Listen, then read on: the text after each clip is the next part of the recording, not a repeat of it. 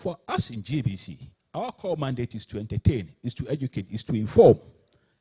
So it is from this background that we would like to say that we are happy to partner with this initiative, advocacy for relevant actions on climate change.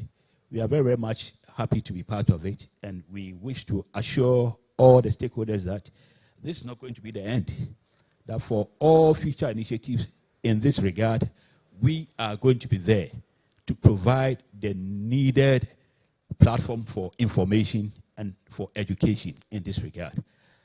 We have a very long way to go today. I would not like to bore you with this, with so much, such a long speech. So let me just say, I welcome all of you to this great initiative. Thank you very much.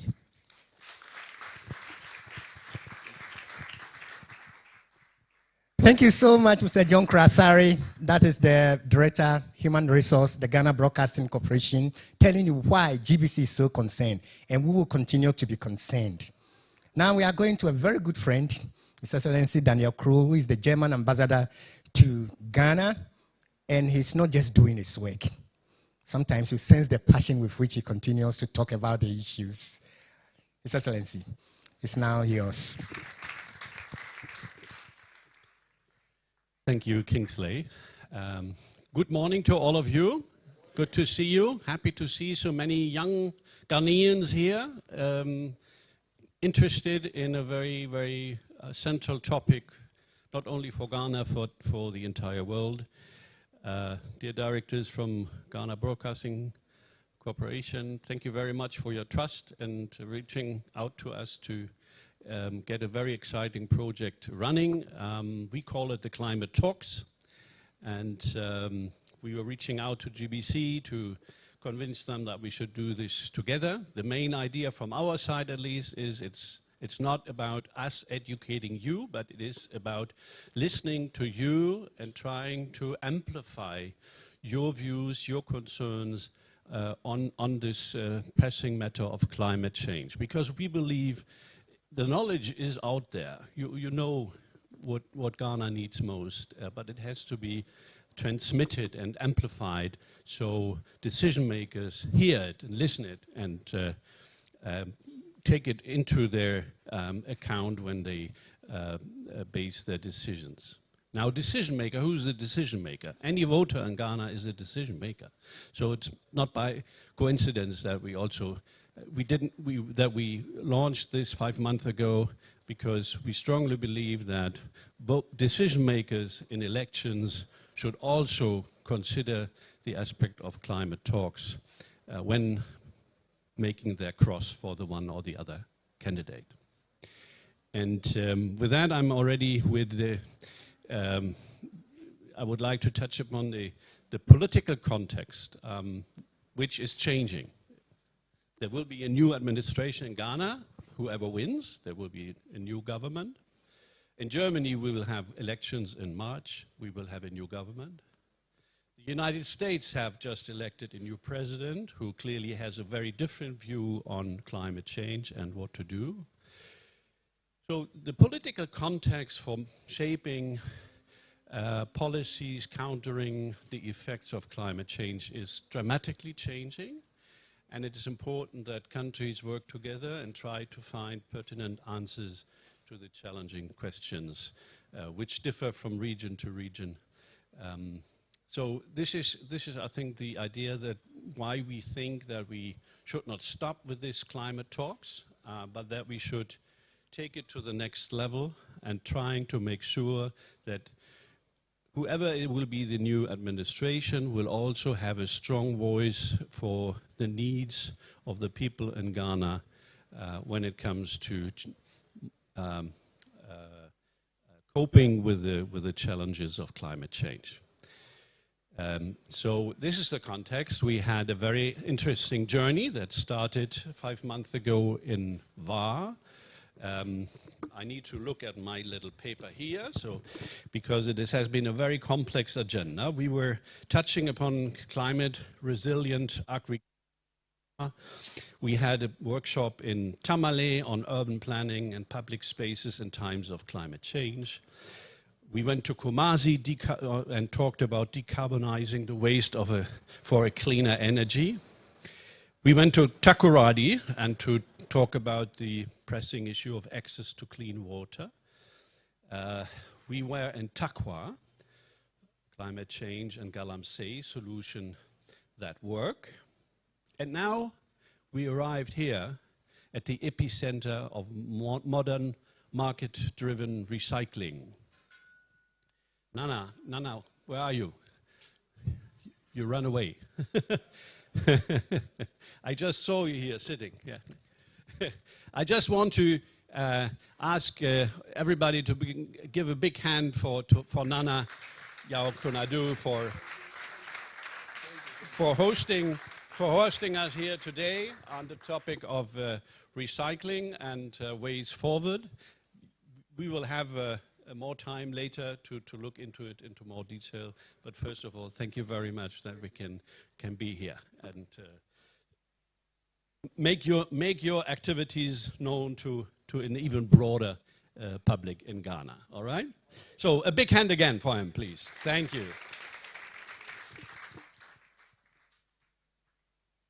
So with this, to boil it down, it's my offer to GBC to sit down early next year and to see how we move forward on this issue. And with that, I would like to wish all of us a very exciting, insightful morning and talk about recycling in Ghana. Thank you very, very much and enjoy the program.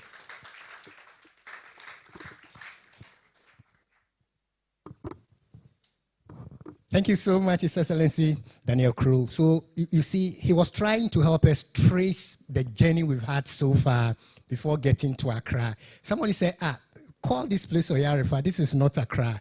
I said once we can capture it a little bit in the greater Accra region, let's say Accra.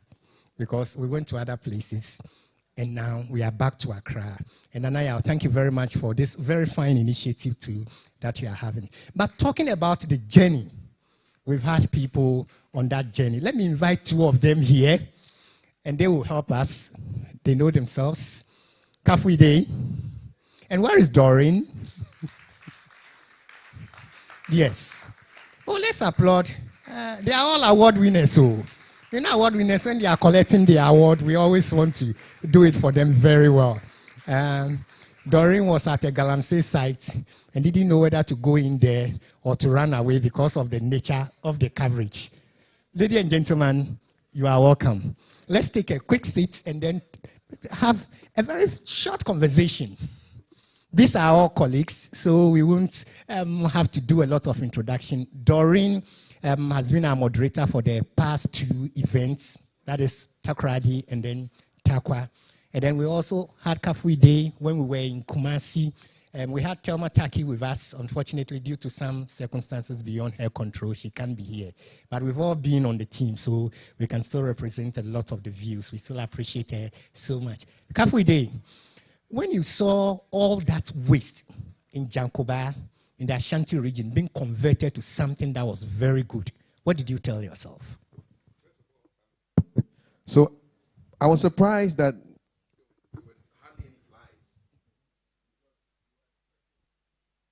you're expecting that when there's organic waste, you should be seeing flies. But it was surprisingly very clean. And there was a lot of waste which was being converted into energy. And I never knew that there was a project like this in Jankoba. Incidentally, we recorded that segment on the day the Black Stars were playing a game somewhere. I don't want to remind you of any of our football woes.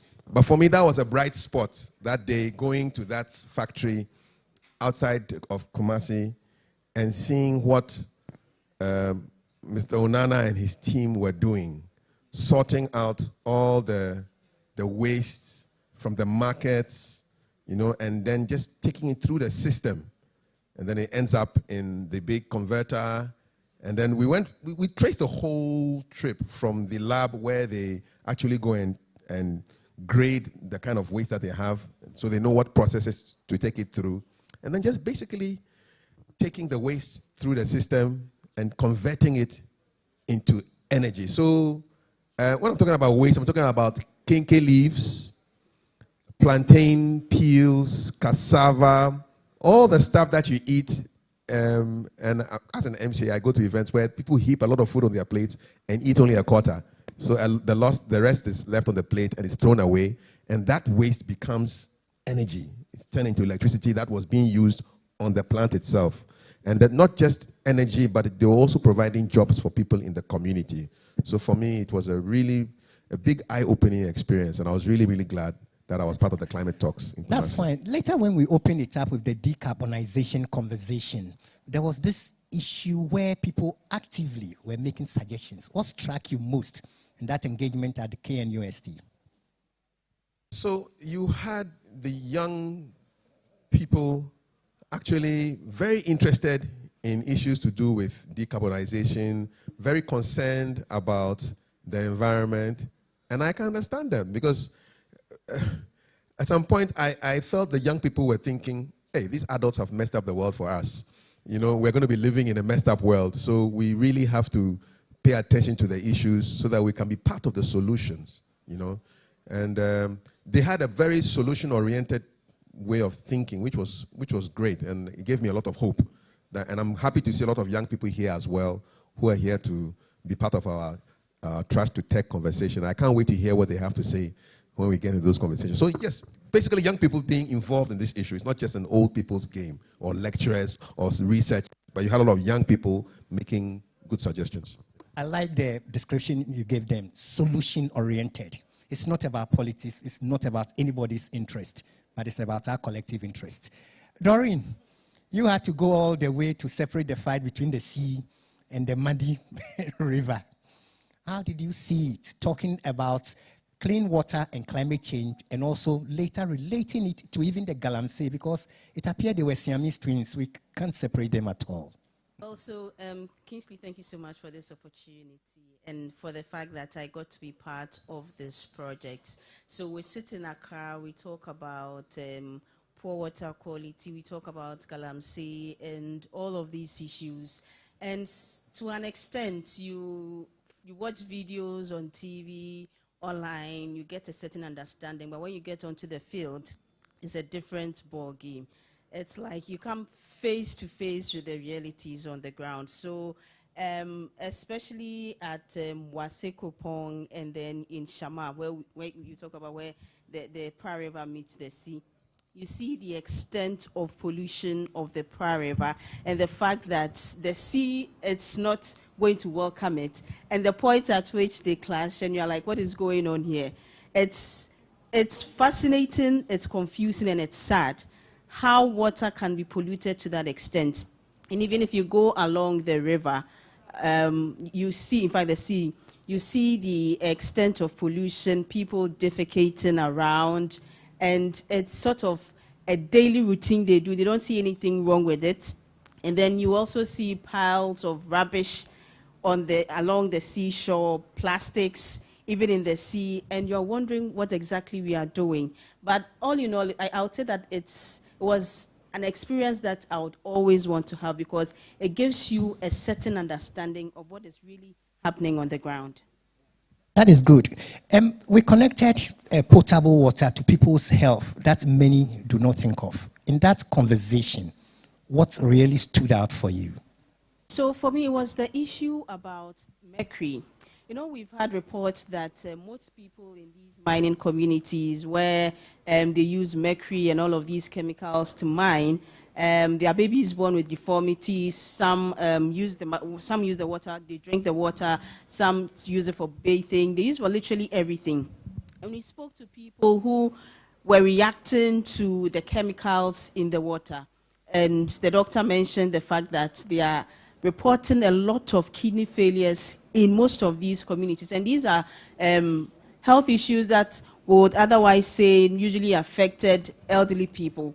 But the doctor is talking about cases affecting children as little as 15, 20, and mostly in that bracket of what we would say are the youth. And so it got me really worried about what is happening in these communities and the level of destruction that is happening.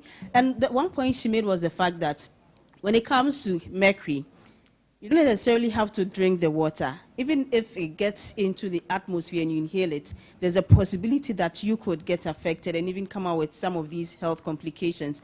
And from what you said, I'm hoping that we can get the policymakers to really take the steps that they need to take so that we can all live healthy lives. Because if we are going at this rate, then I'm sorry, there will be a time that we would all be ill. Pretty sad, but we've not finished the conversation. I know a lot more will be coming, but to tell you about what happened in Wa, we were there, and amazingly, when we entered the communities and to their farms, you weep for those who have had to go for loans, and yet all the crops were destroyed because the rains were not coming. And when the rain started to, in torrents. So when we talk about climate change, we realize the bad situation. But for our buildings, when we were in Tamale, we realized that modernity seemed to be murdering us slowly, and we seem to be paying for modernity to kill us. Kafi, I don't know whether you come across the glass windows that we are so much. Yeah, double glazing, window glazing, all that stuff. And then all the tiling that takes place. Yeah. The simple message is that even our thatch roofing, when it's well done and well managed, is good for our environment and for the climate. That's the little I'll take. But the series of climate talks that we had were all captured online. So when you go to GBC social media, you can follow a lot of that conversation. Kafu is coming back soon. Yes. I know you love that Galamsey issue. You wanted to push that agenda so much. Yeah, Let me give you a quick word on it before we go. Yeah, hashtag stop Galamsey now. That's it. Keep our climate healthy. Doreen? Well, like Kafu is saying, we need to stop Galamsey now, like immediately. In fact, yesterday. Okay. Yesterday, because, if you listen to the conversations and the issues that the experts are raising, we cannot continue like this. Non-sustainable livelihoods. Good point on the decarbonization. Yes. So, I realized that we don't separate our waste, and we need to do that. So when I went to Jankoba, when they bring all the bola or the waste to the place, it takes a long time because they have to separate the plastic from the food waste, and it takes a while. So if we can get a system where we can start separating our waste from the markets, from our homes, maybe we have color-coded bins where brown is for food waste, green is for glass, gray is for plastic, and then when we have that, it will be easier when they go and congregate it and then do the decarbonization. So that's one thing I thought we should be thinking about for policy. Hashtag climate talks. I like the way you state policy. Doreen, thank you so much. Wishing you all the best. I know we'll continue to do a lot more because this is just pausing it with the conversation we are going to have today. So Doreen Ampofo and Kafu Day, shall we hear it for them all? Kafu Day is coming back very soon to handle today's theme, trash to tech, upcycling, e-waste for a circular economy. I want to thank the German Embassy for all the other collaboration behind the scenes, getting all those people to support what we are doing and also to open their doors for us to let the world know what is happening. We've been talking for some time, but now we want to talk with some creativity, and that is where we've gotten to. At this stage, we want to invite Angel Kujo of Curious Minds with that poem, The Earth Cries for our support, for our help. Angel Kujo.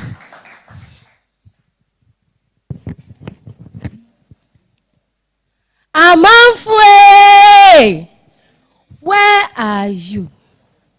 Have you heard the call? That call from Mother Earth saying that enough is enough, that it is choking, that it cannot breathe. Oh, have you heard the call about the fall? As the earth seems to be running into a wall of crisis of huge proportions, when wildfire took on from one side and the floods conquered from the other. And as the earth is choking from all the emissions, and we converted it into a massive greenhouse. Amanfwe, gather here for the conversation, for it is no longer a secret, for a whisper or for discreet signs. For here comes prudence, calling for diligence and a sense of responsibility. Mother Earth, Just see how they murdered you with venom and smiled, because it gave them wealth, and it killed others' health and pushed many to death. Oh, Mother Earth. I mean, when we were shouting, caution, oh, caution, they called it desperation, and then exceeded what the earth gave us as normal rations. And the sad and concerned cried with passion for the liberation of the suffering earth. And yet, they marched on. Those gases of destruction that flowed like a poisonous potion in the midst of denial, and in the midst of nonchalance, and in the midst of poisonous politics. Ah, Mother Earth, can't they hear your cry that never seems to dry? And when things went awry, and when the farmers cried, because no matter how much they tried, the earth was led like a bride into the throes of woes. But we gave it a nice name. You know the name? Climate change. Well, a change that brought forth woes and pushed the poison spear into the ribs of progress. Amanfue! Do you hear the clarion call as we marched as cops from cop to the other, and agreed and disagreed about action and inaction, about loss and damage, about funding and all, and yet from Kyoto through Paris to Azerbaijan, here we are calling for action.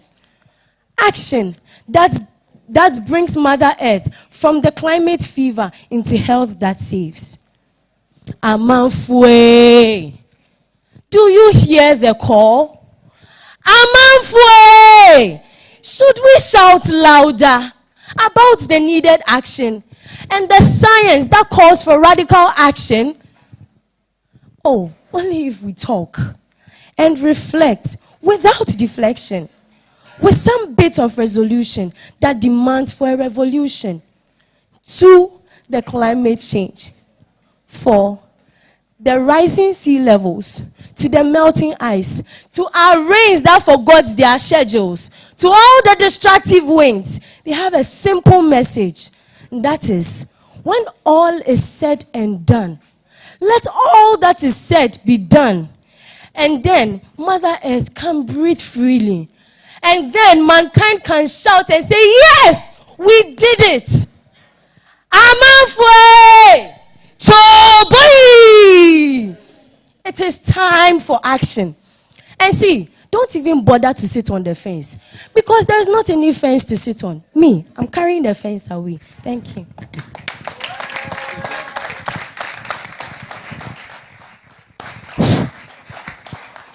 Thank you very much, Angel. Let's hear it once again. Sometimes I ask myself whether I can get all that one in my head. We appreciate you so much. And now it is time for the Climate Talks, Accra version. We've already mentioned the topic we are treating, trash to tech, upcycling e-waste for a circular economy. So once again, we want to invite back to the stage Kafui Day, who is moderating for us today. Kafui, it's all yours together with your panel members.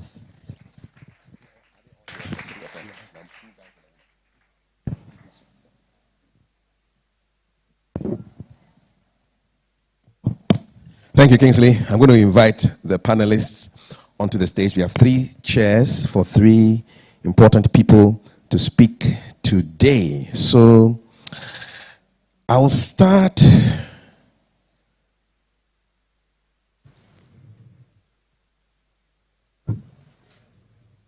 So our first panelist has over 30 years of expertise in environmental management.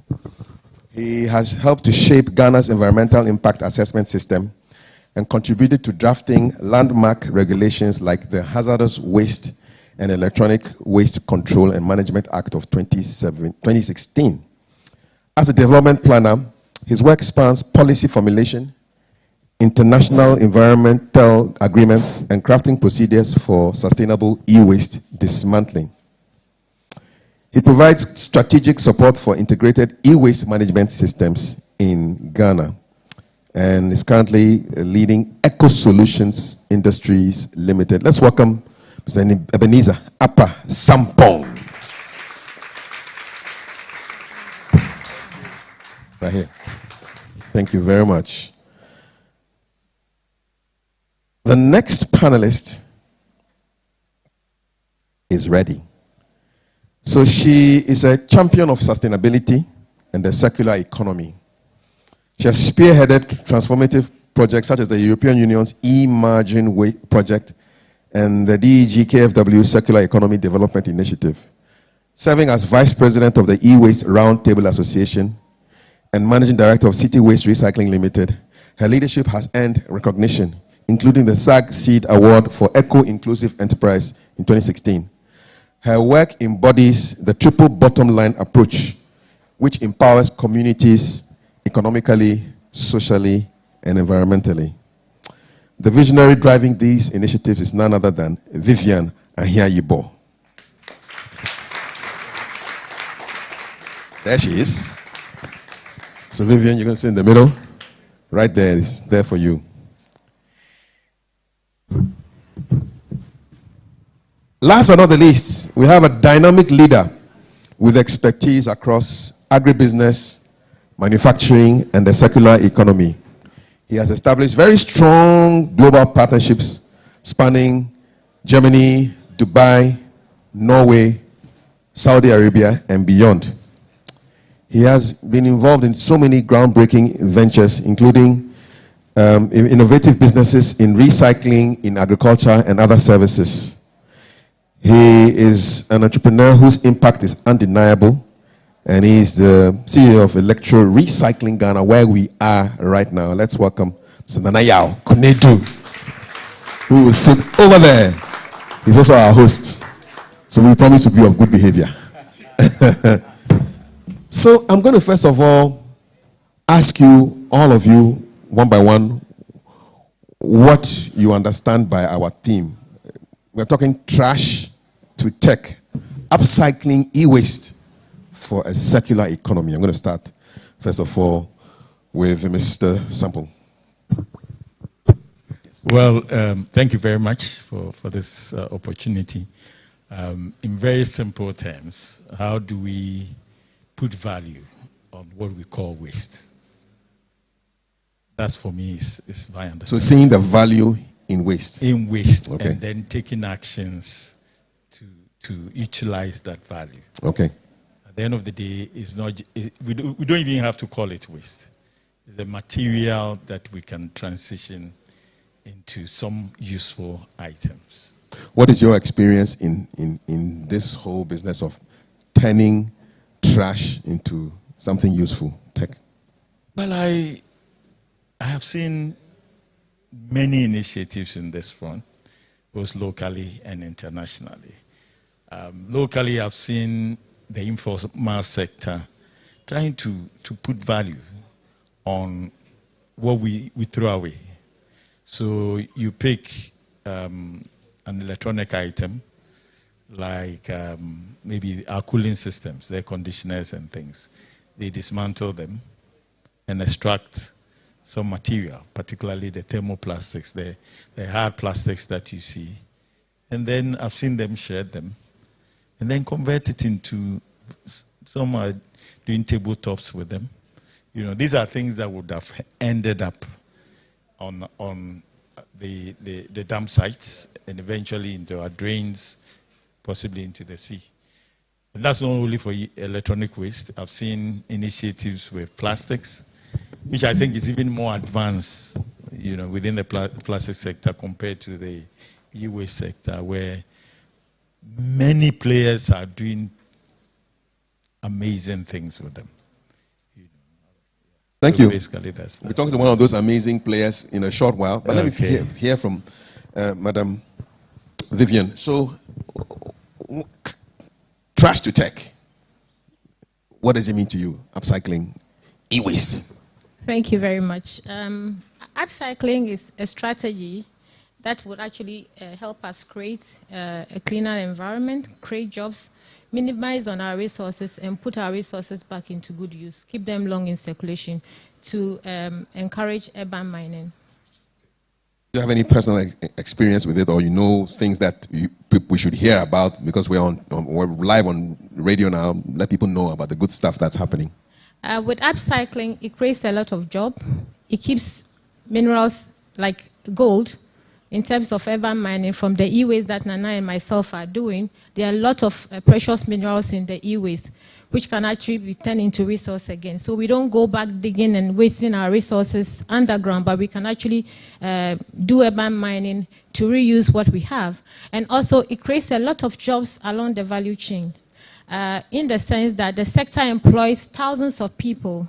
It also has a lot of mitigation issues when it comes to best practice in terms of sustainability. Companies that abide with these rules are able to save on actually costs in terms of, for example, their energy use, the money they invest in terms of raw material, etc. So for me, the sector is a very vibrant one.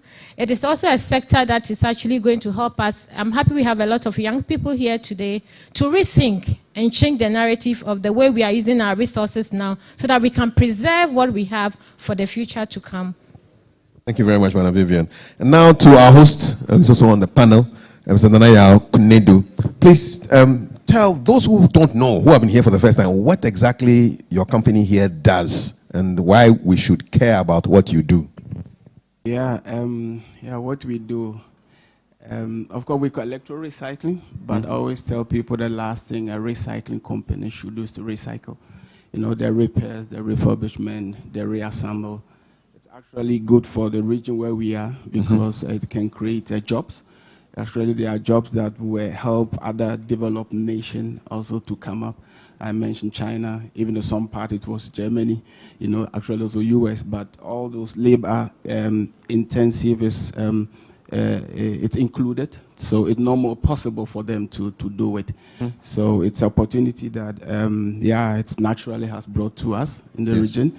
And it's also in the location where you do this is also very important because in the recycling area, it doesn't make sense to use energy to transport energy. So for instance, if you are bringing materials or sending materials out from Ghana to other nations, you know, you can easily add to a vessel that goes to China or goes to Germany to do so. So the region is very green, you know, it's very sustainable for this area here. So we focus more on the repairs and Okay, so when I see Trash to Tech, I think about your company because I was here last Friday and you gave us a tour of the factory. My mind was blown.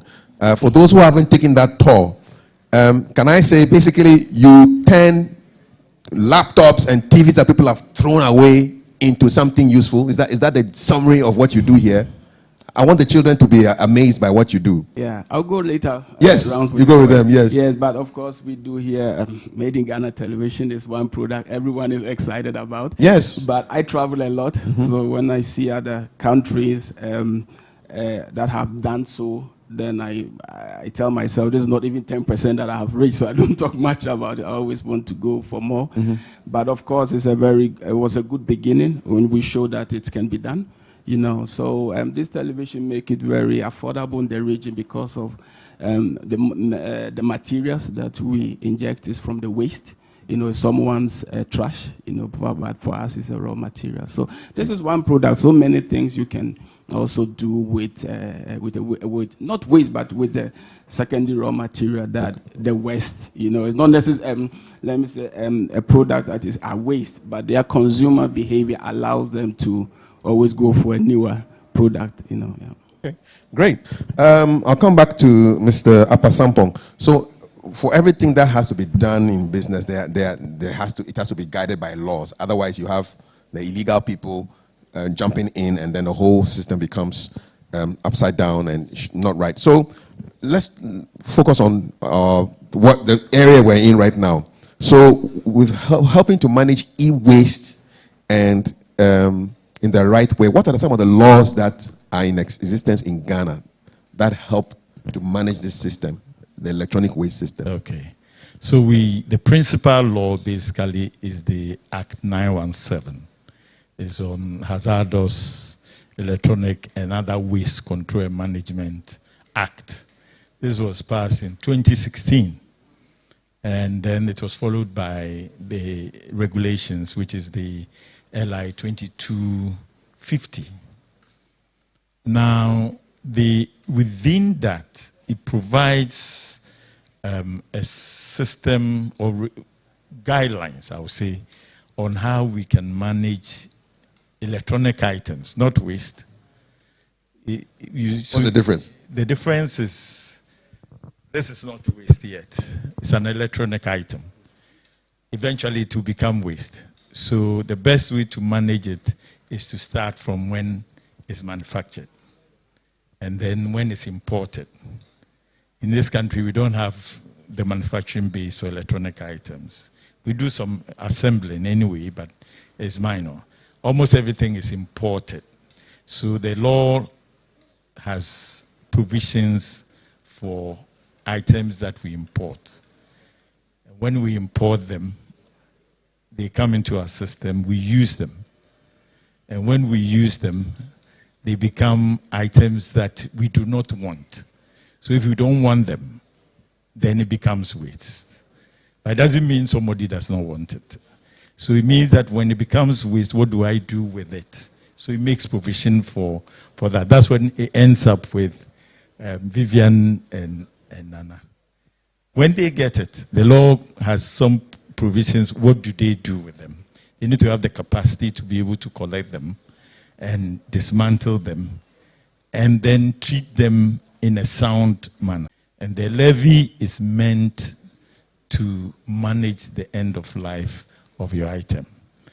So it's put in a fund, and then the fund is supposed to advance money for setting up the necessary infrastructure in terms of collection. So invariably, there should be a system in Ghana which is funded to collect electronic waste. Is it happening? This law has been in existence since 2016. Is that infrastructure? I can see Vivian smiling. No. I would say that it's quite, the implementation took time, 2016. It was not until 2019 that there was some, I would say, agreement with all the stakeholders to start paying, because there were issues with implementation. But now they are paying. But now they are paying. The only challenge is that what the law envisaged, the rates, the fees have had to be watered down because of the nature of our industry. The original intention was that we were going to get some payments from the original equipment manufacturers, which would have been substantial. But it turns out that our industry is, characterized by small importers. They go to the shops, buy the electronic items, and bring them. So in that case, the margins, the fees had to be reviewed. Okay. So that has been done. The collection is going on, but it's still not enough to be able to address it. But I believe that as we go along, having had that frame, we'll be able to review, we'll be able to attract some investments in the sector. Okay, thank you for that. Vivian, you want to respond to anything to do with the Act 917? Yes, so to add on to what Mr. Sampo has just said, it's not only the Act 197 and the LI 2250, but Ghana is also a signatory to the Basel Convention, and then we have also we are working with the technical guidelines from the sustainable recycling industry, which is also guiding all of us. But really under the Act, there are specifics for every industry player. So a transporter needs a certification, a dismantler, a collector, and also a recycler. So this actually gives room for people to comply.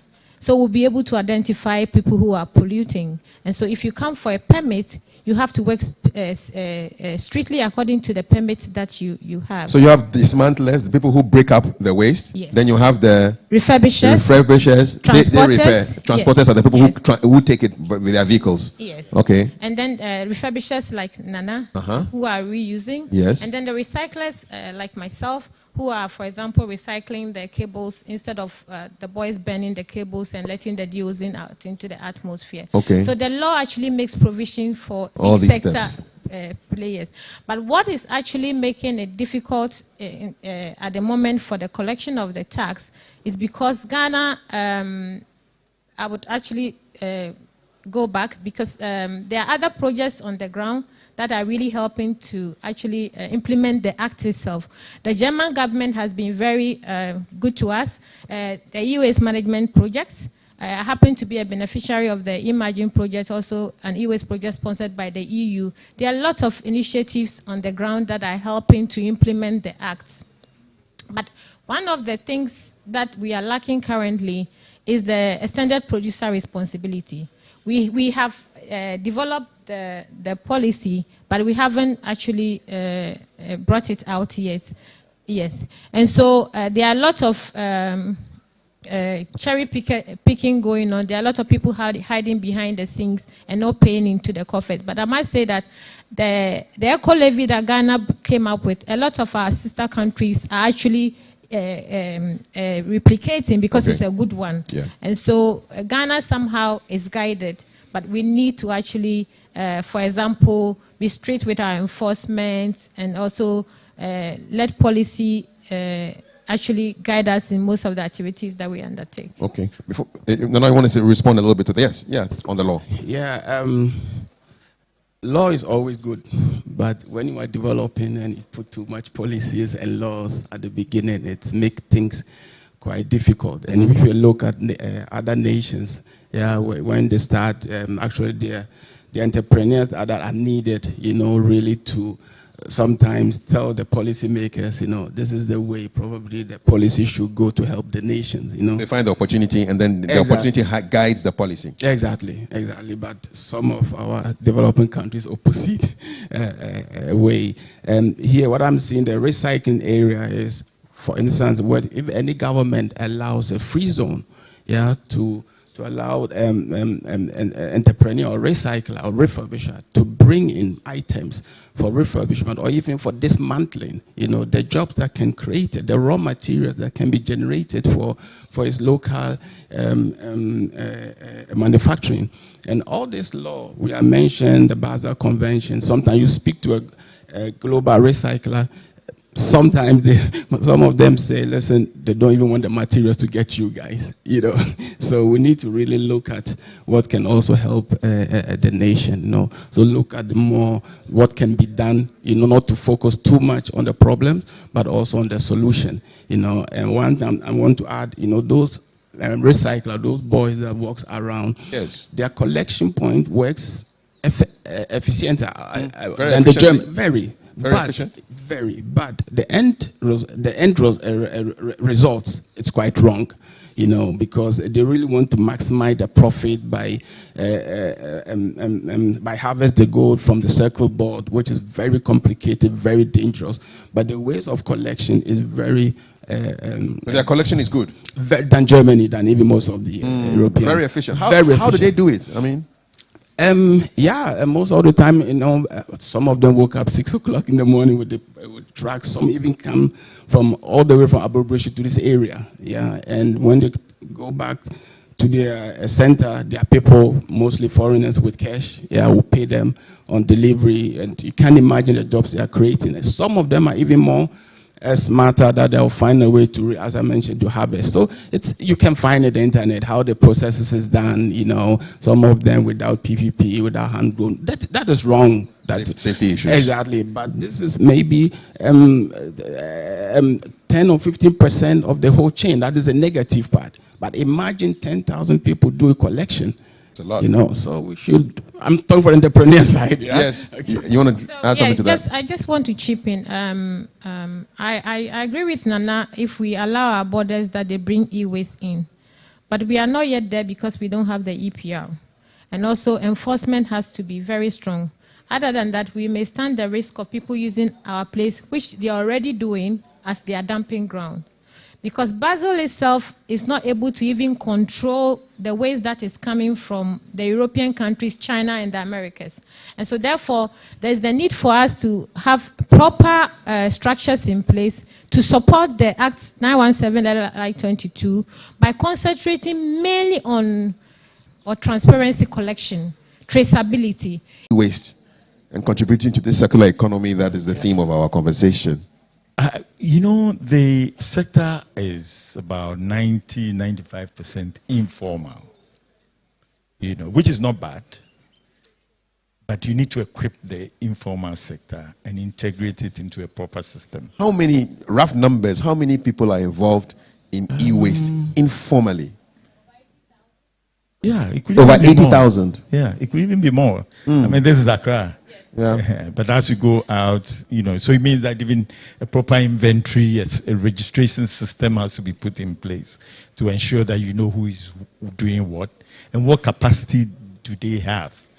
Mind you, that's a lot. You know, if you were to do that by region, that's like 500 per region. It could even be more.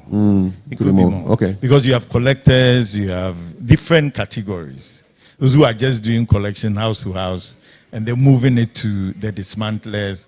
You have repairers who are also very critical for what ends up at waste. And when you go to most repair shops, there are a lot of TVs. I see them. They are all sitting there. So we need to mop up all those systems. Yeah. You know, so the intention is to have a proper integrated system, build the needed infrastructure.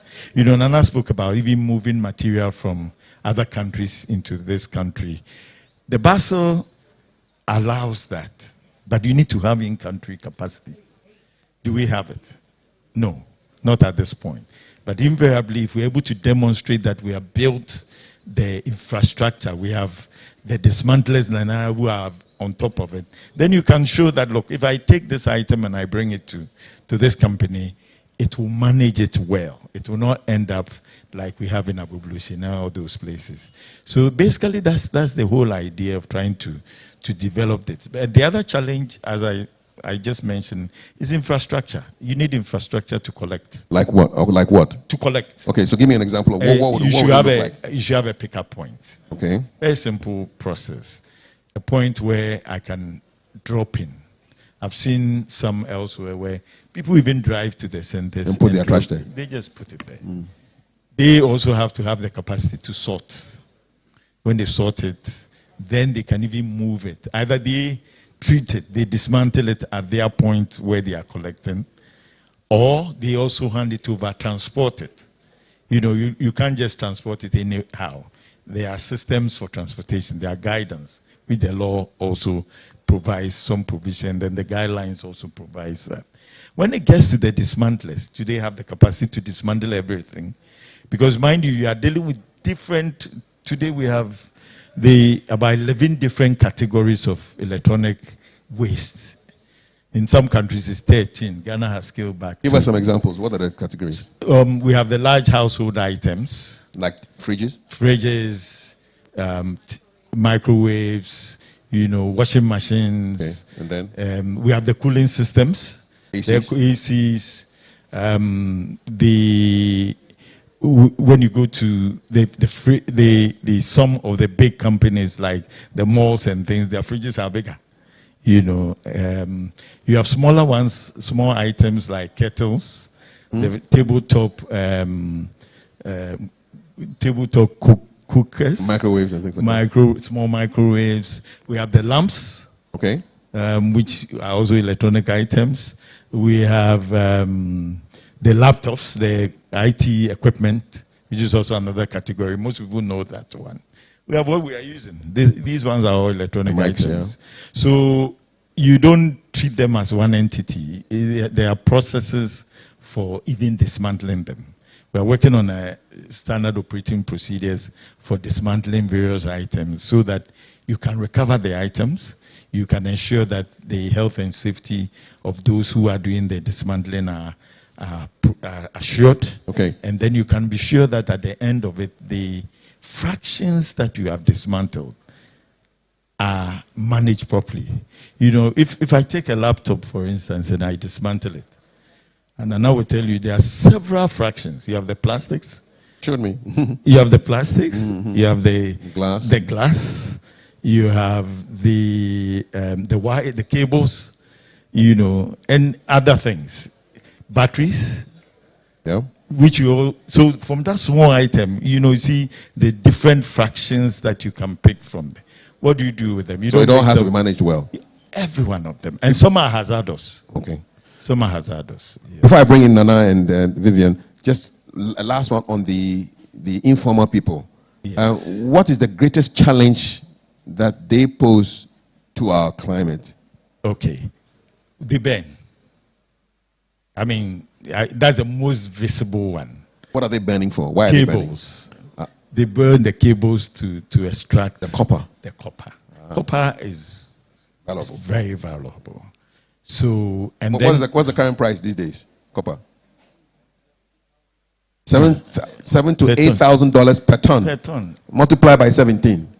And then you get the Ghana equivalent. And it doesn't come down. It moves it keeps going up all the time. Yes. So they burn to try and get the copper out. Just the copper. They burn the insulation around the copper. Around it. Okay. And then the second thing is that when you dismantle, you have all these plastics.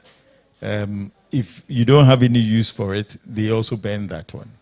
And some of them contain very dangerous chemicals. When you pass by those dumps and you smell the burning, you can smell pungent. Plastic and it's not comfortable. It. Yeah. So they're working on it. They're in trouble. Not only them. I mean, people living far off. Some of the studies that were done show that people were living far away from Abublusi. Kilometers away. Are getting it. The ministry's areas had serious levels of lead pollution and all that in their blood and things. We don't want to go into that direction. Are we able to get them? I mean, when you catch them, what happens? No. There are no consequences? That's what Vivian talked about, enforcement. Enforcement. But I think the focus is try to formalize. They said they don't like the word formalize, integrate them into the system. Train them how to obtain the cables without burning.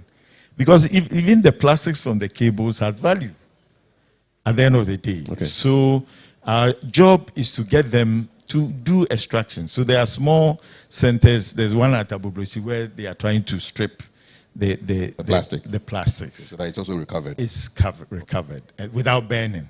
So if you're able to put that alternative in place, over time, you know, some are even going through training through the help of GIZ. Their curriculum being done by TVED and all those covert and things, trying to train them in simple rudimentary processes. They've been given tools to be able to do their work, you know, and they're even paid. There are centers where now when they send the items, they are weighed, the cables are weighed, and they are paid through a pilot program with KFW. And the impact on climate, as I said, is the emissions, the burning basically from it. When you go to the cooling sector, if you don't recover the refrigerants from them and then you let them leak also, it has ozone depleting substances in them. Greenhouse gas effect and all that Everything. stuff. Okay, Yeah. all right. So there's a lot happening in the lot. Okay. A lot. Yeah. Are we still live on 95.7 FM? We are. Thank you very much. You're listening to the Climate Talks conversation. It's a collaboration between the Federal Republic of Germany's embassy in Ghana and the Ghana Broadcasting Corporation. My guests are Ebenezer Apa-Sampong, Vivian Ahiayibo, and Nanaya Kunedu, and we are looking at upcycling e-waste for circular economy from trash to tech. Nana, what is your experience with the informal guys, and how do you assess their impact on the climate? I mean, are you having good relations with them, or they worry you? I wish, or we wish, we can do a lot with them, but unfortunately, they are informal. For instance, we export some of our dismantled product to Europe, and they want traceability. So wherever I get my materials from, I need to document it, you know, who gave it to me, where the person has it from, and it's quite difficult to deal with them. So we focus more on the companies, you know, bigger companies, yeah. But yeah, it's difficult because they also they have the cash, There are financiers behind them. You know, sometimes they even bring them extra from their hometown, mostly from the north. Yeah, there are people that goes and bring them here and work for their expenses. Also. Are they everywhere in the country? Is there every region you have people doing this e-waste recycling? Yeah. As I said, it's not what they are doing. It is good. You know, the collection is good, but the end result, not even e-waste alone. When you drive to Kumasi, on your way back, after charcoal cars, what do you see? Metal scraps. Yeah. You know, and it goes directly to Tema. So they make a lot of money with it. So they are good, but they need to be formalized. Or a formalized company like we or maybe Vivian, you know, must also be strong, you know, to actually work with them, trying to formalize them, which is quite, although it can be done, but yeah. Okay, Vivian, your experience with the informal operators in this e-waste economy. So, like Nana said, we also do export, and we are supposed to have traceability. Where does your staff go to? What are you exporting? It goes to Europe. It goes to Germany. Okay. And also to Belgium and some other European countries. And there's traceability because if I take your laptop now, I'm supposed to record it, the brand name, the serial number. If there's a model number, I'm supposed to do that. If you give me without your battery, I'm supposed to note it down for traceability purposes. They are doing all this in order to stop, let's say, this illegal way of accumulating the materials for them. So in terms of their compliance level. So that is what is happening. But I must say that we really need to look at the informal sector as a force in Ghana. Why am I saying this? I'm saying this because the collection rates from the informal sector is not only on the electronic waste. It also has to do with all recyclables, from plastics, wood, metal, bottle, just name any recyclable. So they're a big force. They're a big force. For waste. For waste. In general. Resource. Let's put it this way, resource, because they contribute a lot to our development as a country. But as said by the two earlier panelists, it is important to look at the end of use or the end of life management of the items that they collect. So for example, like Mr. Sampon said, they burn the cables. The cables, you don't smell even the deoxin, but it goes into the atmosphere. The fridge, when you degas the fridge, they use the foam in burning. And the fridge foam actually contains R11, which has also depleting substances. In the refrigerant itself from the compressor, you also have the R12, which is very strong in terms of the ozone depleting substances. It is key to note also that the informal sectors have very talented people. And so if you channel our effort by giving them some basic training or incorporating them, like said, integrating them into the system, it will go a long way in creating green, decent jobs for our youth out there. Secondly, for us, in order to come to the doorstep of the ordinary Ghanaian or the citizen, we are privileged to be supported by DEG, the German Development Bank, and KFW. Like Mr. Sambo said, people need to know where they send their waste to. So we've set up collection points in all the 16 regions of Ghana where we take paper, plastics, bottles, all recyclables. You can bring it in there and then we pay you for it. The government of Ghana also just commissioned the Hawk, where hazardous fractions can be sent to for further processing.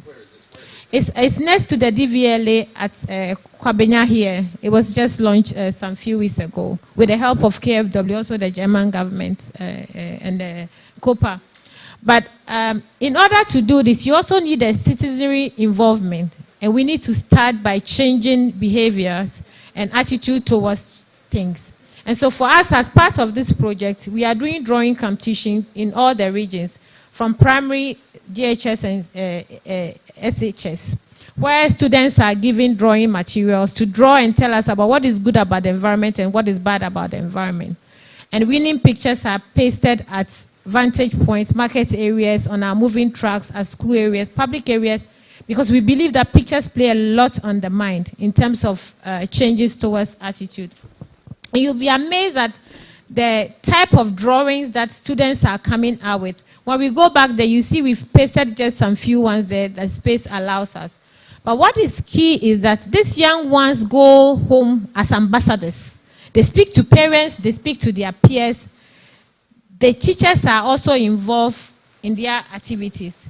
And so what is done also, we award them with cash prizes and also sometimes look at some of the basic things they need, like the bins to collect some of these items. And through this, we are able to actually collect a lot from community levels as we go along this. And to also let you know the number of people who are in the various regions playing in this sector. In every region, we have a number of people. There are even associations. We have Eastern Region Association of Scrap Dealers. We have the GASDA. We have some other new ones that have come up. We have the Volta Region one. We have the Northern Region one. So there are associations that are there. So the key word here is enforcement, which is key. And for us as a people also, we need to actually, even at the governmental level, to help us achieve this aim of using our resources, is to, government has a lot of purchasing power, is to look at smart purchasing. What are we buying? What are we allowing to come in? Are items coming in, items that we can recycle easily? Those are some of the things. So for us, we think that it is very important that we collaborate with the informal sector, and that is why GIZ helped us form the E-Waste Roundtable Association, made up of all the permitted recycling associations in Ghana to help us. And through this, we are also trying our best in collaborating somehow, trying to do some talk shows, visiting the informal sector players and telling them about the benefits of doing the right thing. The environmental impact is very strong because our emissions levels are very high. But the health implication does not only go to them. There are a lot of reports, cases from even the World Health Organization, where we are having stillbirth in that area, from Agbogrosh area. There's a lot of infertility going on. And like Mr. Sampon said, there are reports that have shown clearly that people sitting even at the ministry have lead particles all over their bodies and have high lead levels. And then our food basket as a country, Ghana, is somehow around that same area, even though the place has been decommissioned. But it takes you and me to police everybody. It takes all of us to be each other's keeper, because since they left the place, they are now behind your background. You look around. When you smell something, you see a smoke, there's an activity going out there. Thank you for that tip. Please put your hands together for my panel. Because we're now coming over to you, we want to take some questions from the audience. You've been listening to the issues around e-waste, turning trash to tech. And so just if you have a question or a contribution to make, we'll take two. I'd like to hear from the students as well on what they think about what is going on so far. They are the future. The world will be run by them in a couple of years. So just raise your hand. And yes, I have one. I'm going to come over to you. Make it very brief. Your name, your contribution, and let's go. My name is Ebenezer Nikote from the University of Ghana, and my organization is Wycliffe. I want to ask Mr. Kunedu what mechanism is put in place by his organization and the factory to avoid burning of this e-waste.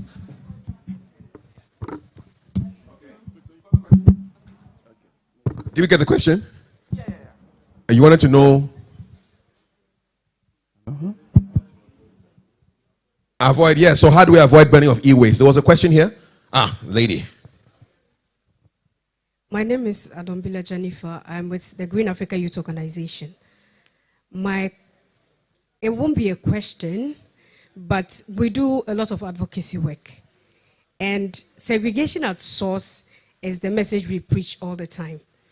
It's not enough to set up centers. It's not enough to regulate. If people don't know what goes into what, and then all of it comes like Mr. Kofi said, bola, then it becomes very hard for other people to identify their resources their raw material from what comes as waste or bola. So can we add segregation at source to the message that we preach to the public?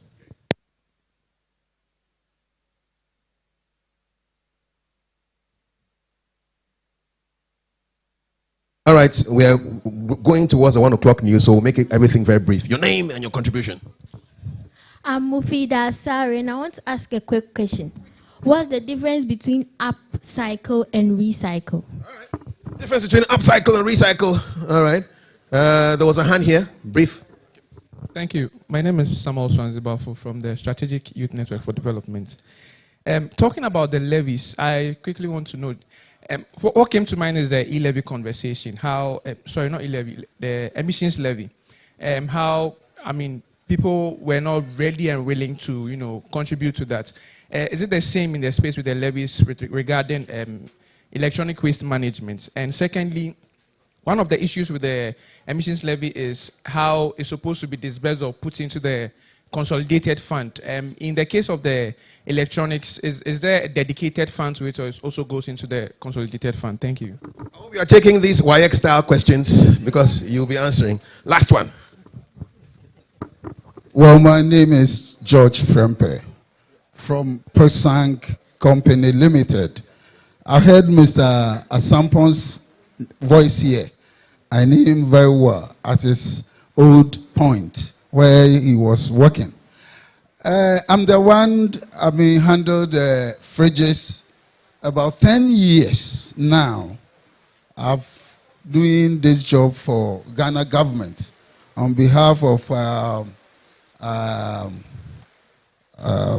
Energy Commission. So what they are saying, I think, is a fact. And we need to train our students or our brothers from scratch because it's a tax for all of us.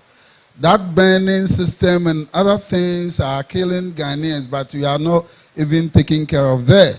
We must, stop that one and train the people to know how best of handle the waste properly. Thank you so much. Thank you so much. Put your hands together for all the contributors. I'm going to ask Mr. Sampong to answer as many of the regulation monitoring questions. And then, so quick one. All right, first one. We're fighting time. We have 8 minutes. So the first one to the young lady, the difference between recycling and upcycling. Recycling is the end of the recycling, like end of life of the recycling. So that is the recycling. And upcycling is value addition, to add value and keep the material long in circulation. So it's about value addition. And to my sister who is doing the advocacy, as you can see clearly, there's a sign out there. I preach, I do what I preach. And so that's why we started with the young people. So we are available to collaborate with you on that. Because I said in my statement that it takes the citizenry and the young ones to do that. If you don't know what the side effects of e-waste is or what the values are, you will not look at it. You will just pass by. All right, Mrs. Abu. Okay. There's the thing about the emission levy and the NECO levy. Yes, initially we had resistance from industry, particularly the importers, about the eco levy.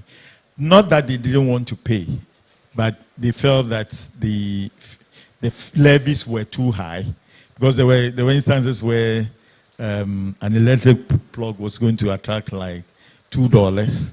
Meanwhile, the value of the whole thing was about 20 cedis. So there was some mismatch. But in terms of willingness to pay, we didn't have any issues. The second issue is that the monies don't go to the consolidated fund. There's a dedicated fund with the secretariat. There's a e-waste fund administrator. It's just like we have for the other common fund. So all the monies goes into a dedicated account, and the monies are disbursed from there. As I said, the collection, the values are small. They are building it up slowly, I'm sure, as we go along. The idea is to use it to manage the space. I think the last thing I'll say is thank you, Presang, for attesting to what we are doing. There's a new, there's a e-waste policy being drafted now that will look at several options.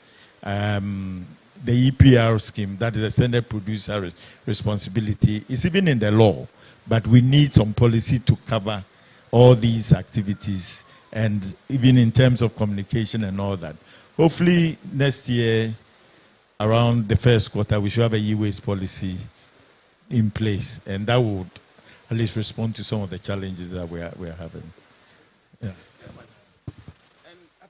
The first question, that what we put in place, that we don't burn some of our quick one, a container, 40-foot container of circuit board, that's the board you have in a computer, laptops and phones, is about 250,000 euros. Yeah? Yes, it contains gold. When I illegally mine that gold from that particular board, I get additional 150,000. So the greed in the waste sector is it's very lucrative, right?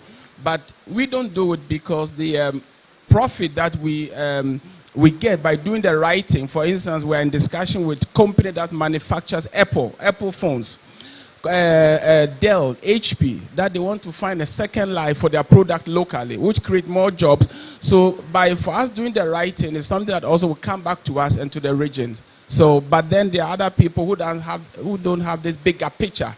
Even some of them in the country do the illegal stuff what I mentioned about, but it's up to individual, to decide. But what we do here is we want to really do the right thing and have an impact on the environment. All right, ladies and gentlemen, the climate has changed. It's raining now, and we are still talking about the climate. But I want to say thank you very much to my panel, Mr. Ebenezer Apasampong, Vivian Ahiaibo, and Nanaya Kunedu for touching on the issues. I know you are very curious about a lot more issues, and we will be having an open forum right after a break that I know you will enjoy. So on behalf of the Embassy of the Federal Republic of Germany in Accra and the Ghana Broadcasting Corporation, I'd like to say thank you for listening to Trash to Talk, Upcycling E-Waste for a Circular Economy. We're live on Unique 95.7 FM. My name is Kafui Day. If you are happy, my people here, you can clap. And those at home and those who are listening in their cars, I'm sure are also clapping. Over to you, Kingsley Obingtre. Thank you so much, Kafui, for the excellent way you handled this one together with all our resource persons. But we know they are not liberated yet. They are taking a short break because we are going to have a musical performance from somebody they would like to meet. Where are they? That is what we say. But for those on radio, we are leaving you for now, but we are continuing the program here at Oyarefa Electro Recycling Ghana. Thank you very much for being part of it. We are getting to our musical performance, and as you know, we've mentioned that just after, I know a lot of people have got a lot of questions. Our resource persons will still be around to respond to all those questions, but I don't want to waste time at all. Do we have our musicians set? Yes, they tell me they are set. Thank you, thank you. And on the sidelines too, even in the course of the rains, there is still some exhibition taking place on the side. So much to learn from the exhibition. So please make a date with the exhibition stands too, so that you benefit fully from the total package that you have been given. This is German Embassy Accra and GBC collaboration working on the climate change issues. This is our own local COP29. We want to call it Ambassador Daniel Crew is also the chairman for this special local COP29 taking place in Accra as we look at trash to tech. In just a moment, we'll be getting our musicians to do it. But I want to, in the interim, invite one of our young people who should step forward. I know you all have a lot to say, so if you can please come forward, a volunteer. One young volunteer to come forward. Okay, I know they are consulting. Do I want to go? Do this other person want to go? Because we heard an important message that talks about the fact that when all is said and done, the young people will impress upon their parents to do what is right. And that is true. That is why people target young people in advertising and do a host of things looking at young people. So who is coming? Yes, be bold. Please clap for her. We are getting set to have our musicians perform. It's a surprise, so I don't even want to mention anything for now. Good, young lady. What is your name? I'm Mufida Asare from Kindake Montessori School. Thank you very much. Frida, can you tell us what you heard in the conversation that you think is very important for you and you are going to pass it on to others? Okay, so from the interview or meeting they just had, I learned about how they recycle electronic waste to meaningful and useful technologies. And then the German ambassador in cooperation with the GBC are talking about climate change, how electronic waste affects climate, and what climate change is, and how it's affecting humans in the world. Good. So for you, when you go home, what will you tell your parents or other friends to do in relation to trash to tech? Okay, so for me, I'll advise my peers, my parents, teachers to always separate their waste. You should separate the metals from glass to plastics, metals, etc. to be able to help those in recycling the electronic waste so they can help clean our environment. Yeah, and help the climate too. Yes. Thank you so much. Mention your name again. Mufida Asare. Please, can we hear a loud applause for her? Mufida. Yes. We will get back to you. Hajara, please, we have someone who should win a prize. Good. Who comes next as the musicians get ready to take charge? Who comes next? Yes. Oh, be bold. Don't allow anybody to say, oh, don't. Yes, please do. Please do. Yes. That's my very good friend. You know, he's a scientist in the making, so we always appreciate him. But let's hear it louder. Good. Tell them your name and then what you have to say. My name is Ijamet Dogbe. From what I heard from the people who came to explain recycling and upcycling, the difference between recycling and upcycling is that recycling means that making a waste product useful again, whilst upcycling means adding value to the waste products in order to sell them or to reduce the waste products in our environment. So, yes, you can clap. Do you think you want to work within this area to help us as a scientist? Yes, please. What exactly would you like to do?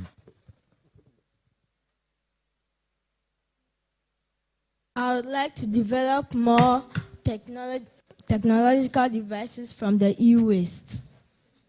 Please, you know, as for this person, we'll let him assist Hajara and then Ambassador to do a lot more of upcycling and recycling. Thank you so much. What message are you taking to your parents and then your friends who are not here?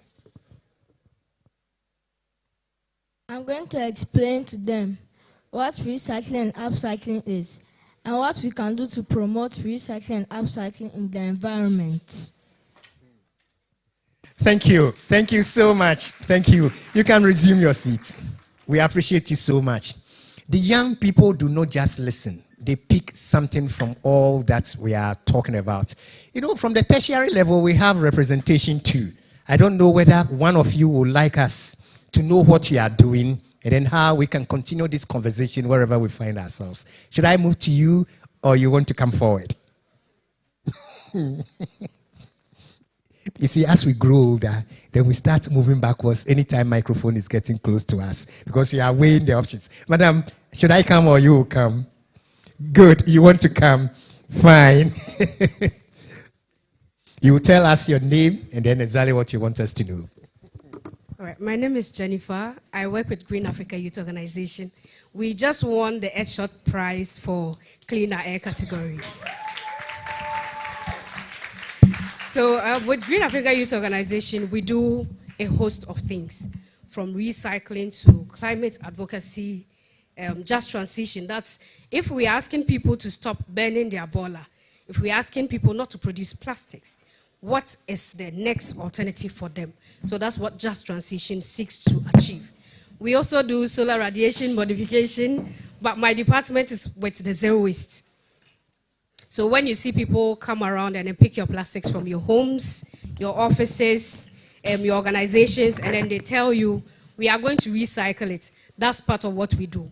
Gaio doesn't recycle, but we work with recycling organizations, informal waste workers, the waste pickers you see around in your homes. What we do is try to restore dignity because a lot of these people are looked down on. So we try to give them a voice.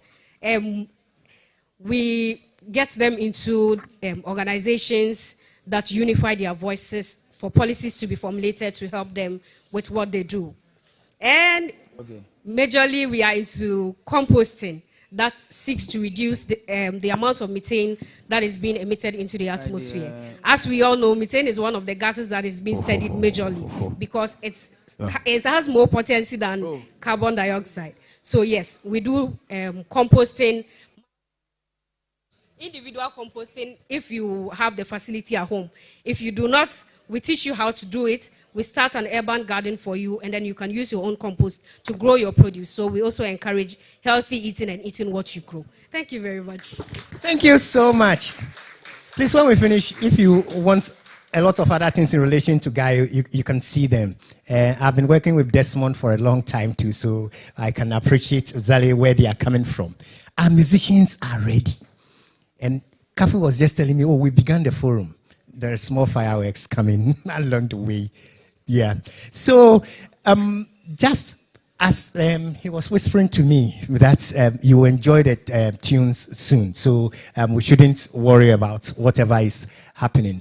Who else do I come to? I love getting to the young people. Oh, but the youth still want to support. Please let me give you the mic. Okay. Thank you so much. My name is Hadija Alidu. I am the co-founder at Upcyclers, and we are based in the northern region. We are also an e-waste management startup. And what we are doing at Upcyclers is that we are leveraging a tech platform to collect electronic waste by working with the informal sector.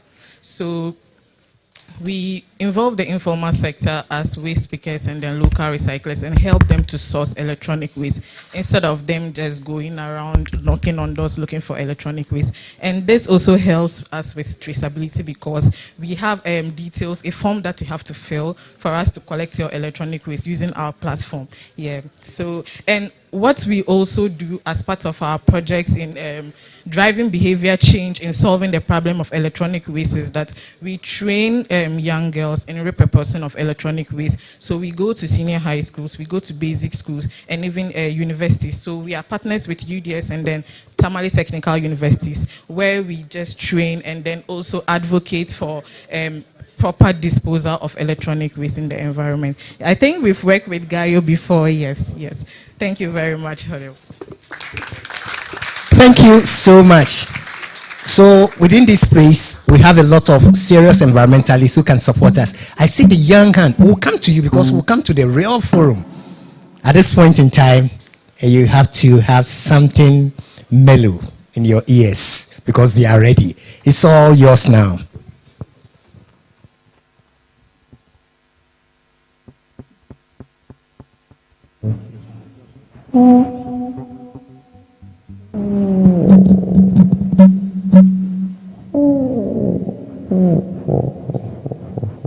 Yeah.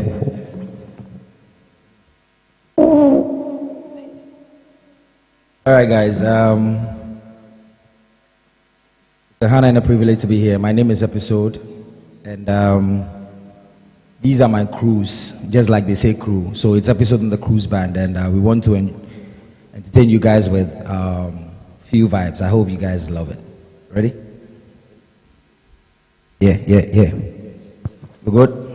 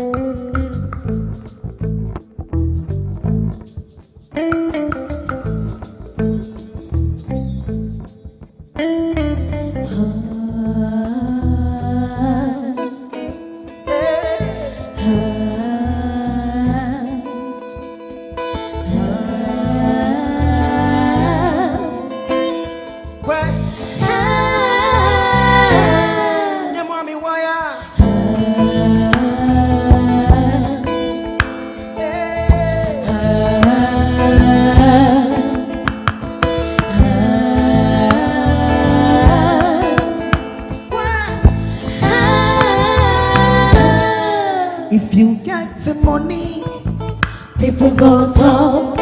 You don't get the money, still them go talk.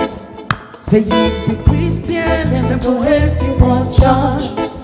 Say you be Muslim, but you know they go mosque. From what they say, you go watch your son. Okay, la noni ya kebashi kebuniona. You go what they say. Beno sole ale asuma elomo boya fana.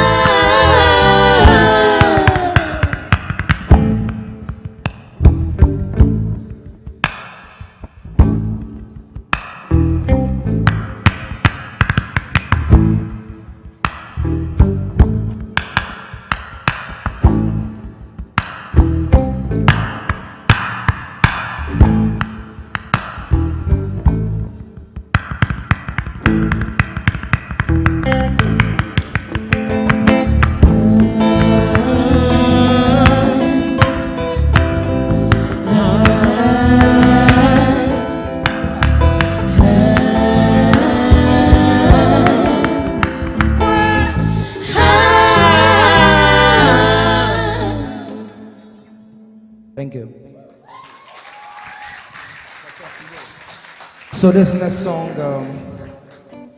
reverb down, small, reverb down. This next song is called Talk Talk. Simply means that people talk, they just don't do the talk. They don't do the work. So yeah, let's go. Ready?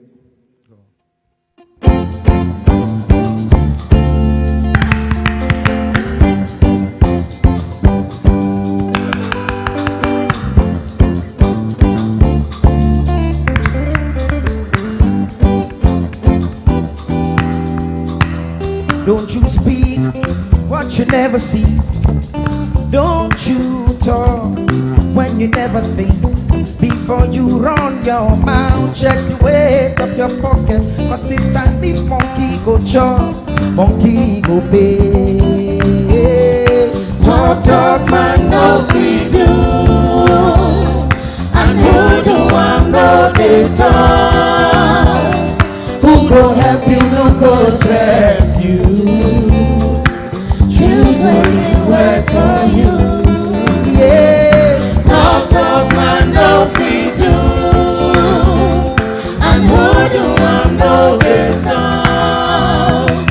Who go help you, no go stress you. Choose what work for you.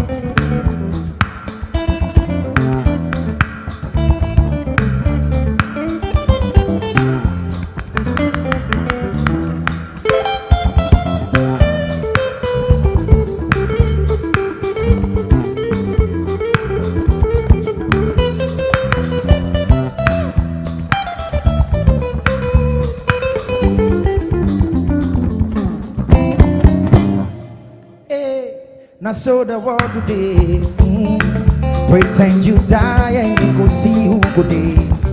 Your friends and family and even your enemy go show for your wakekeeping. Wipe their tears the next minute after your burial they chew chicken. 80 you're dancing near, Jiwe near. Oh, live your life, you die. Oh, dancing near, Jiwe near. Oh, live your life till you die. Yeah. Talk, talk, man, no feed do. And who do I know they talk? Who go help you, no go stress you. Choose waiting work for you. Talk, talk, man, no feed do. And who do I know they talk? Who go help you, no go stress you. Choose waiting work for you. Ibemene, si kami ni binti na mi brea. Ibemene, si kami ni binti na mi brea. Minyanka meyate, fami koni ho, mi amediye ni ho. Obrani mi diye siye, obrani mi diyo kuwe. Ibemene, iti mejo nyamye, na mi yawe. Susu mafwe, na mi yawe. Mejo nyamye, na mi yawe. Susu mafwe, na mi yawe. Mebuse pumi sanseni. Eh. Na mi yawe. Nyamye. Na mi yawe.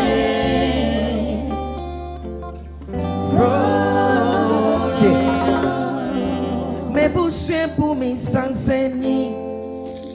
One family shimpo. Ye kwaminko. Ah. Ye ba. Abuasiko, Fansa to me come nema meninche. Abuasiko, Fansa to me come nema meninche. Missy Abuasiko, Fansa to me come nema meninche. Abuasiko, Fansa to me come nema meninche.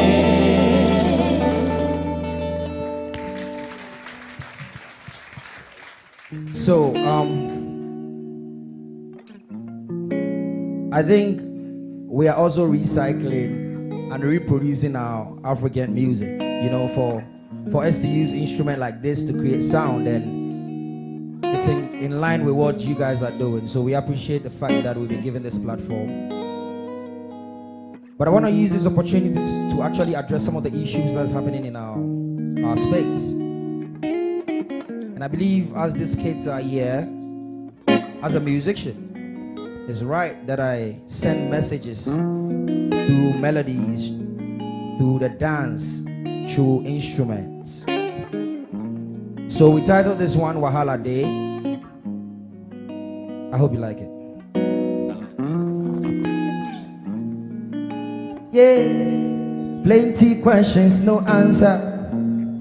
How come we dey sell a contract? Biggie lifestyle, small paper. Make celebrity they shuffle for counter. Yeah. We get eyes but can't see. Bribery and corruption. Our leaders to take it but don't give. Make a ask, Gruma, why you there? It no be you talk, say you beloved. Country is free forever, but still we dey suffer.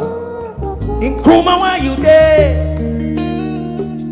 It no be you talk, say you beloved. Country is free forever, but still we dey suffer. Yeah.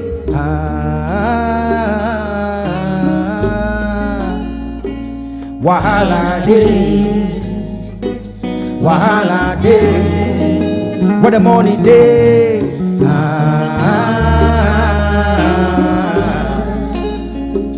Wahala day, wahala day, what the money go day. Monday morning, Monday suffer, just to eat some bread and butter. Things they spoil. We know the border, and they use $4 million just for soccer. Cause big man go taking cat. This kind of things I know they bad. They say the year of return, it be like the white man for colonials we again before we wise up. No, but welcome to Ghana. When you see Koti, it be by force you for Roger. The church attend in business center. Selling sticker to protect me, but the preacher get it bouncer. Make a ask, where them they? Our missing children, where them they? Those takrady girls, where them they? Me, I'm not afraid to say, Gruma, where you there?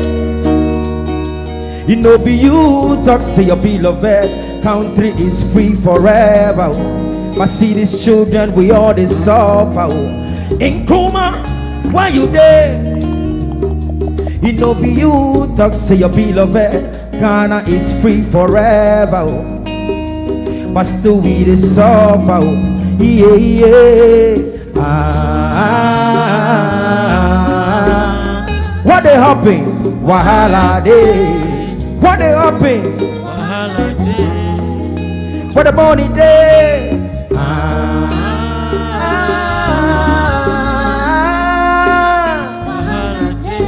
Wahala day. Wahala day. Where the money go day.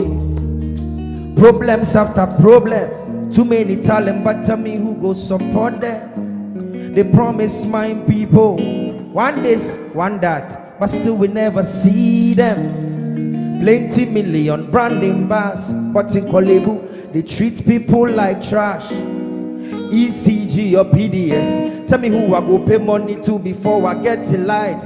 With the chop city, but leaders are paid in dollar. Duty so high, goods they rot for the border. Musicians know they get in royalty. They give my money to somebody, but still they suffer. procurement go kill Ghana man. Don't come to the ghetto, come brag. Cause the youth are tired with the lies and the fake politics. In Kuma, why you there? It no be you talk, say you be loved. Country is free forever. But still we the suffer, Mandela, why you there? Why you there?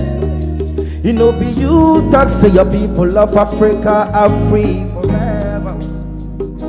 But still we the suffer, yeah.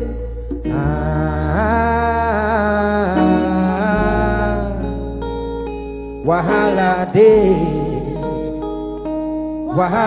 day, but the money go day.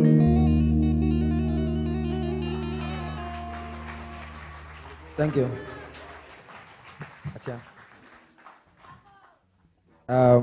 I know this is not a regular episode, you know, we'll be jumping around everywhere, but yeah.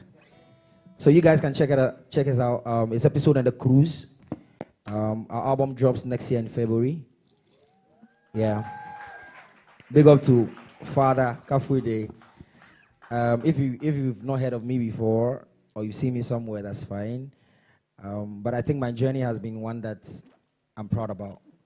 From a hardcore reggae dancehall artist to a smooth transition where we're able to fuse indigenous Ghanaian high life music into our sound. I think we all have to be proud of where we come from, right? All right, so let's do some high life music right now.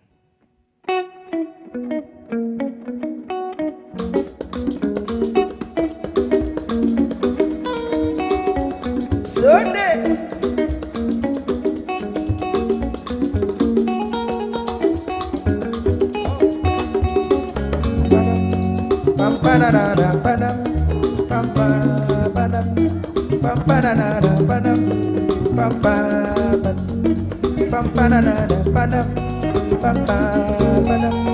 Okay, baby, you know this song.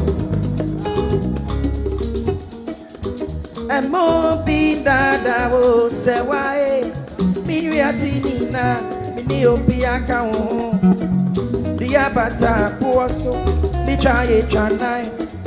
I don't think man see ya no si o twa o me enche on na fi debi odo broni odo mesu odo ya me pa bebo odo broni mesu odo ya me pa bebo Josh.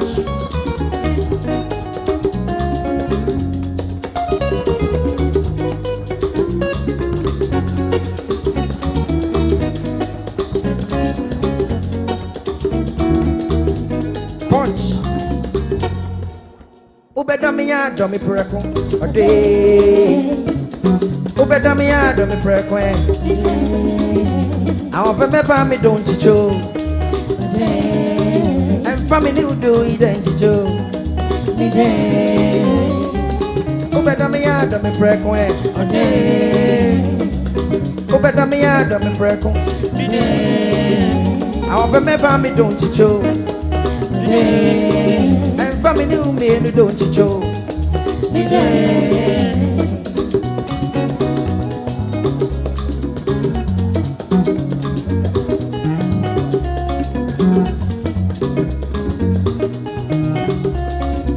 Okay, baby, this is your favorite, right? I see you don't go be per se. How do we go? How do we go? So my penny so one Monday when it's sad. Minute go, yeah, Mexico. But she say, why me? Mama is over your friendly. Take me on a day so you could know me. Never there's a video. Who ya mama chick? But me say no please. So what they say low key. Oh, when they will listen with tight jeans. So they mama me there. Me say auntie I don't come be pese or the go. Cody me over the musical.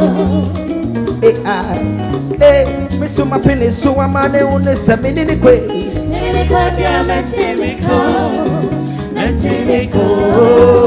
Hey, so bad.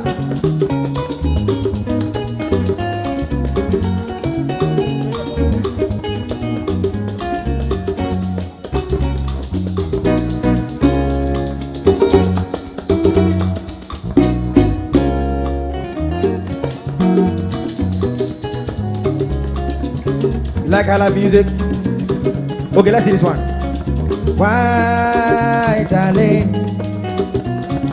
Why, darling? Why, my sweet darling? You treat me cruel so day.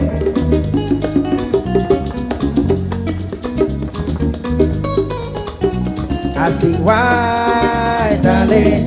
Break your promise. Why, darling? Break your promise. Let's go. Why, my sweet darling? You treat me cruel. Thank you.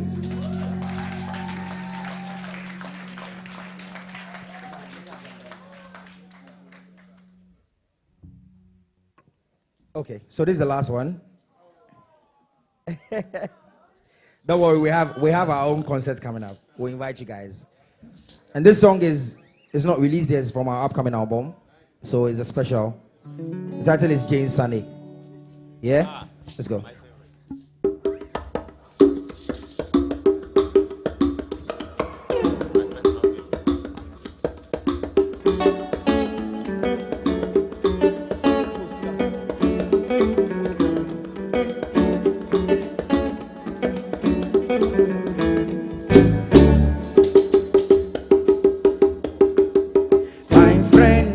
Make a tell you story.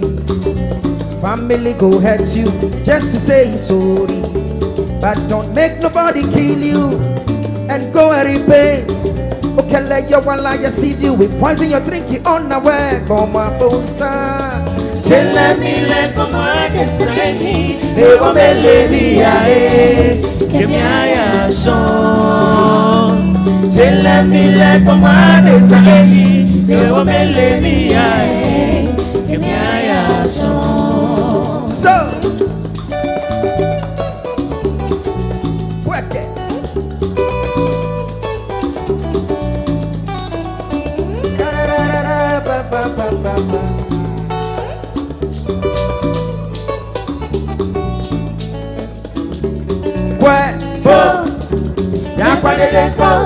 Mokwego akọ mama ajegbo akọ mama belekonya ekomba ne woko ya wala mi e Masachi wenye Apo bi beka wen fruit to me. But in this morning, what I want to do now, yeah, it will suck your blood. And see what you trust besties and Sam. Look before, send us up about 3, 6 and loss. Ya la ya kwe, I shake cook and thoughts. Inte e papa femo, I show me she can ya call. If can no ni onako, can no ni onuko. Come ale you know for God. A friend in need is a friend indeed. But some friends don't make you bleed. So I say, Chela mile como adesahi, never meleni ae, kemiaya son. Chela mile como adesahi, never meleni ae, kemiaya son. Chela mile como adesahi, never meleni ae, kemiaya son.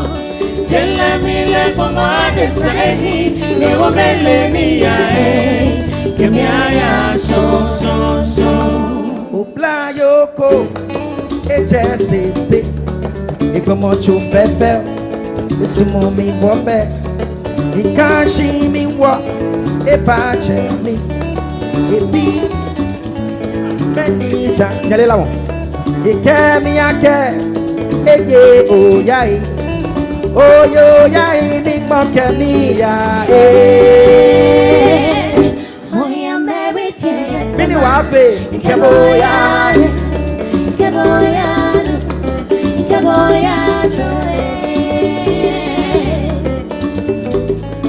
Ike, oyo ya ini moke mi ya, Moya married yetema, ikeboya, ikeboya, ikeboya joe. Your turn, your turn. Oyo ya ini moke mi ya, Moya married yetema, Ikeboya, Ikeboya, ikeboya joe. Thank you, guys. We love you.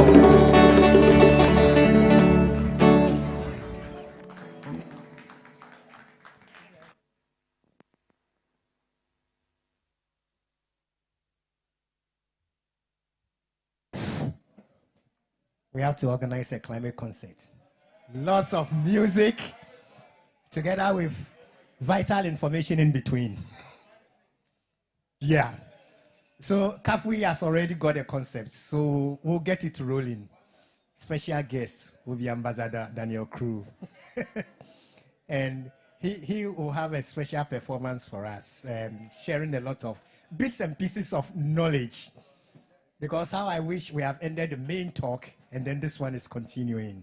And then people will be winning prizes and all. People, are you ready for that one? Okay. Hajara, hope you heard that one. You heard it? Yes. So we plan for that one too. Thank you very much. And thank you for still spending time with us. It shows how you place value on the important discussions we are having. Let's kindly invite our panel members here once again, because they'll be responding during the open forum. I saw a few hands just when we took the break to allow episode to perform. We want to thank them so much. This is really good. But unfortunately, they say when you're Meridian, when you get there now, it is not Meridian again. I don't know what is there. So those who want to tackle a bit of the history, go and check what Meridian was. Because at that time in Tema, when you mention Meridian, yes, it can compete with any of the big hotels you are talking about in this country. Yes, good. Now hands up, and then we'll be coming to you so that we share just a concentrated 20 minutes of open forum, and then we are wrapping up and calling it a day. Kafui, the ball is in your hands now, but let me go to our first person who is having a question or a contribution. My name is Vanessa, and I am a pupil of Kinderke Montessori School. I want to ask a question, and my question is, how many e-waste do you generate every year? We are talking about the volume of e-waste. Yes, how much e-waste is generated every year? That's Hey, a big that's a numbers big one, question. though. I like it. Yes, gentleman in the green. Here you go. Okay, thank you very much. My name is Enoch Lankwe Lamte, and I work with the Strategic Youth Network for Development. So thank you very much for this great discussion. I believe that there are a lot of youth organizations and even students here who are into this advocacy of talking about climate change and providing solutions. However, advocacy is not enough. We all know that advocacy is not enough. You would need someone to amplify what you are doing. And I believe that's when the media comes to play. Unfortunately, in our country, the media is not doing a lot when it comes to the talks about climate change, and even most importantly, what young people are doing in order to salvage the situation. And especially with the e-waste, a lot of people don't have the understanding of the impact that is having on our environment. So what I would suggest, what I want the media to do is that the media should open more space for these discussions on their platforms. We know that, yes, you need a lot of money to do this, but that's why we have the development financial institutions in our country, and the young people, the organizations are willing to collaborate with the media so that we bring this to the forefront for our environment, especially Ghana, to be safe for all of us, because we are the future generation and the current generation. Thank you very much. Thank you very much. So 2 contributions. Yeah, the hands are flowing. I see a hand up there. Hello. So, yes. I go by the name Adum also Ansa. I'm a student of 13 Schools Limited. I wanted to ask, when you recycle the waste, do you clean it with chemicals? And if you do, are the chemicals safe for our use? Good question. I hope you are taking the questions down. These are serious questions, so. Yes, the questions, the chemicals that are used to clean the waste, are they safe? Okay, another hand is up here, and then behind. Okay, let me go here, and then I'll come back, okay? Is that you? Yes. My name is Gabriel Koto. I'm a student of Totutin. I wanted to ask, do you recycle materials into what they were before and improve them, or you create new things out of them? Good question for Nana there. Do you create new things out of the stuff you recycle, or do you create the same or improved versions of what you recycled? Okay, the students are busy. You want to go? My name is Callisto Fabia Inchi from Totutin School, and I wanted to ask that during recycling, is it always machines that are used in recycling, or when the product is there, you can make something out of it? Okay. It's only machines, and we'll take one last one here and then go back to the panel. All right? My name is Dorsey Ado, and the question I wanted to ask is, does the e-waste have any negative impact on our health?